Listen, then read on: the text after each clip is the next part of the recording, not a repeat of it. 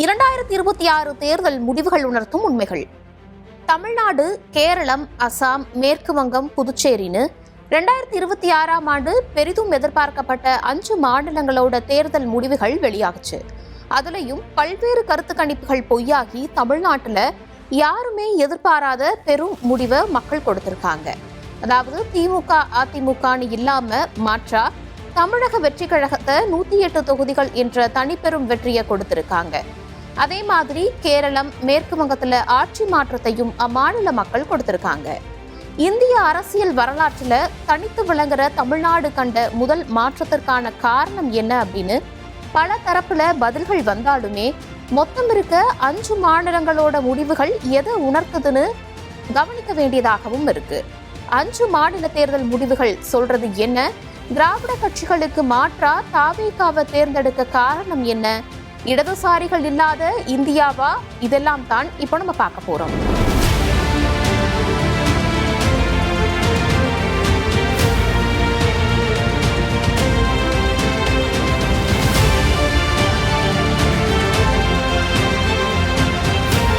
திராவிட கட்சிகளுக்கு மாற்றை தேடிய மக்கள்.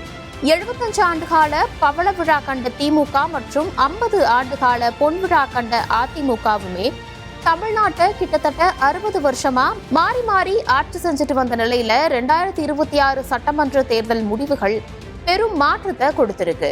காரணம், 2 திராவிட கட்சிகளுக்கும் மாற்றாக நாங்க வந்திருக்கோம்னு இதுக்கு முன்னாடி கட்சி தொடங்கின பாமக, விசிக, திமுகவில் இருந்து பிரிஞ்ச மதிமுக, சினிமாவில இருந்து அரசியலுக்கு வந்த விஜயகாந்த், கமல் ஆகியோரே ஓரிரு தேர்தலுக்கு அடுத்து திமுக, அதிமுகன்னு கூட்டணி வச்சு தேர்தலில் சந்திச்சதுதான் இதுவரைக்குமான தேர்தல் வரலாறா இருந்திருக்கு.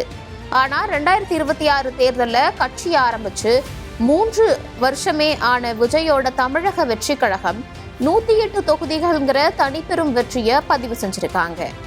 ஆட்சி அமைக்க இன்னும் பெரும்பான்மை தேவைப்பட்டாலும் தன்னோட முதல் தேர்தலிலேயே 34.92% வாக்கு வங்கிய பதிவு செஞ்சிருக்காரு விஜய். 1977 எம்ஜிஆர் தலைமையிலான அதிமுக பதிவு செஞ்ச 33.53% அப்படிங்கிறதே தமிழ்நாட்டுல முதல் முறை தேர்தலை சந்திக்கிற கட்சியோட அதிகமான வாக்கு சதவிகிதமா இருந்திருக்கிறது குறிப்பிடத்தக்கது. விஜயோட வருகை பெரும் பாதிப்பை ஏற்படுத்தாதுன்னு திராவிட கட்சிகள் முன்னெடுத்ததா சொல்லப்பட்ட சூழல்ல தனிப்பெரும் வெற்றியை பதிவு செஞ்சிருக்குன்னா அதுக்கான காரணங்களையும் பார்க்க வேண்டியதாக இருக்கு.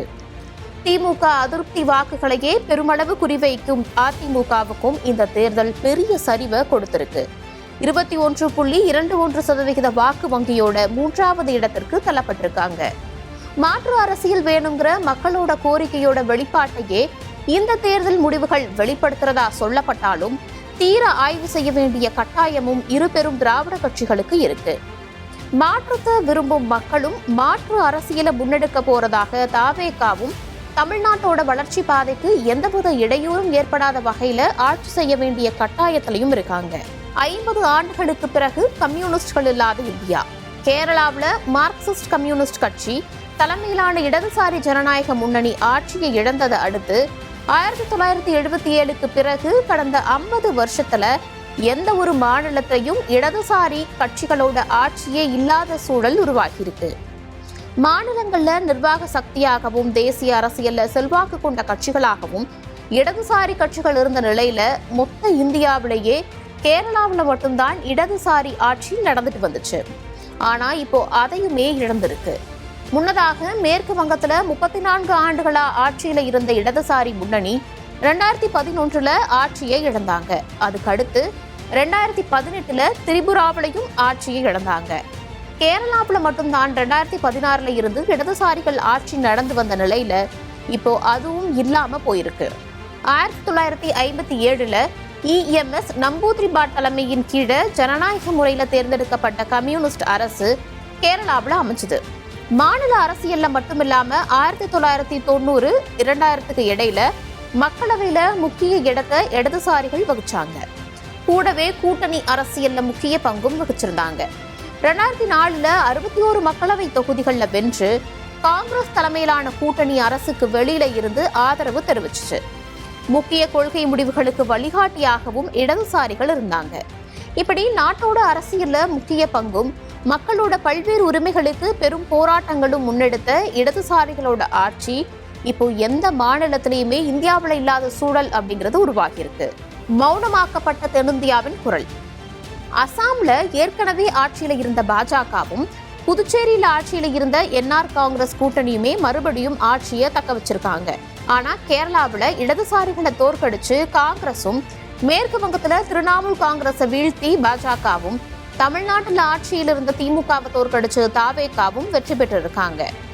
மத்தியில் ஆள்ற பாஜக கொண்டு வரும் ஒருபட்சமான மசோதாக்கள் மற்றும் திட்டங்களுக்கு முதலில் எதிர்குரல் எழுப்பும் இடதுசாரிகள், திமுக கூட்டணி, திரிணாமுல் காங்கிரஸ் என 3 முக்கிய கட்சிகள் தான் இப்போ ஆளும் கட்சி பதவியில இருந்து இறக்கப்பட்டிருக்கு. மாநில உரிமைகள் பறிபோகிறது மட்டும் இல்லாம பாஜக தனிச்சையாகவே முடிவெடுக்கக்கூடிய வலிமை உண்டாகிவிடும் அப்படிங்கிற ஒரு கருத்துக்களுமே முன்வைக்கப்படுது. தென் மாநிலங்களினுடைய உரிமை குரலாக திகழ்ந்த இந்த 3 கட்சிகளும் தொடர்ந்து களத்துல போராடினாலுமே அதிகாரத்துல இருந்தால்தான் வலுக்கட்டாய திணிப்புகளை தடுக்க முடியும் அப்படிங்கிறதையும் நம்ம பார்க்கணும். ஜனநாயக நாட்டுல மக்களினுடைய தீர்ப்பை மதிக்கவும் ஏற்கவும் வேண்டியதுதான். ஆனா அதே சமயம் மக்களினுடைய உரிமைகளுக்கும் தேவைகளுக்கும் போராடும் அரசுகளை மக்கள் தேர்ந்தெடுப்பார்கள்ங்கிற நம்பிக்கையை ஆட்சி கட்டில அமரப்போகும் கட்சிகள் காப்பாற்ற வேண்டிய கட்டாயத்திலையும் இருக்காங்க.